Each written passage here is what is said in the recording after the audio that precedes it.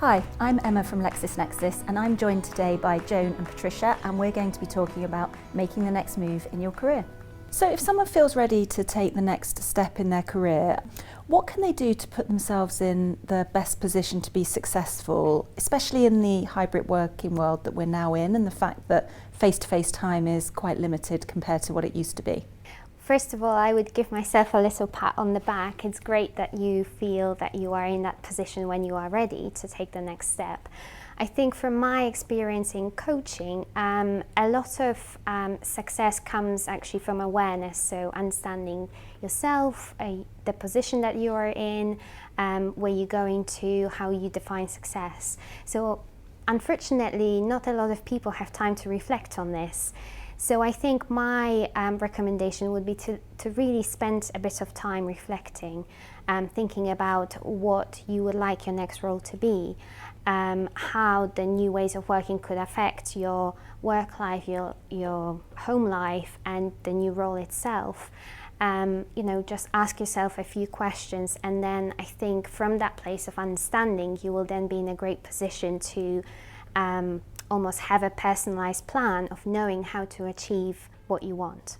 Brilliant. So that's finding a bit of time to just really think about what it is you want to do and how it will work for you. That's great advice. And Joan? I think for me, the first thing, just following on from that, is to make sure you have an action plan from day one. So chart what it is that you want from your career in a career development plan.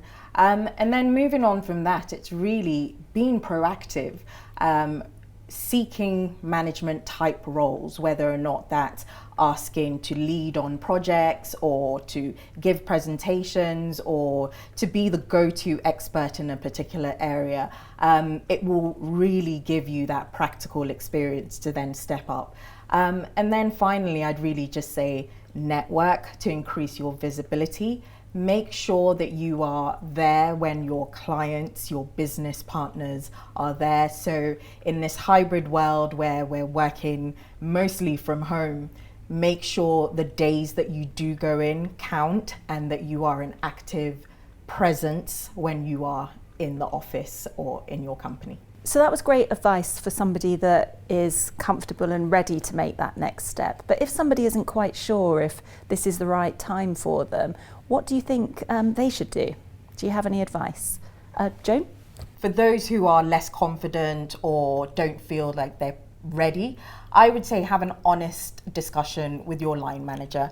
Ask for feedback. Ask them, what are your strengths? What are your weaknesses? And start working on the areas that maybe you don't have as much strength and experience in. And then finally, the go-to advice that I always say is stepping out of your comfort zone is what growth is all about. I firmly believe in the SUD principle, which is start where you are, use what you can, and do what you can. I believe everyone can start. I'd never heard of that before. That's great advice. And I guess picking up on what you said in the earlier question, if you're not sure, just put yourself forward for a little project or something and see how you get on. It's a good place to start. Brilliant. And Patricia, have you got any advice? Well, I think Joan gave some great tips. I think on a more general level, being not sure really comes from a place of unawareness. So again, if you are not sure, there must be things that you think you're good at and maybe not so good at. So ask yourself, why do I feel that I'm ready to step into that next role? And why do I feel that I am not ready? So I may be very good at drafting, but I may have no management experience, for example.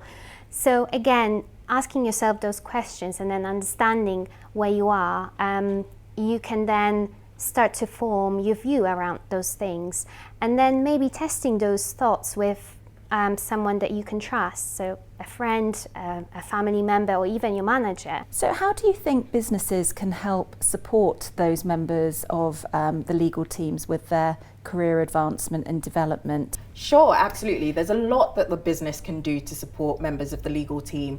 For example, you can offer mentorship, you can offer coaching. Other practical moves, offer secondments, whether or not it's to a different team or outside of the legal, offer a secondment into a different area of the business, or international secondment, or secondment to the law firms that you use.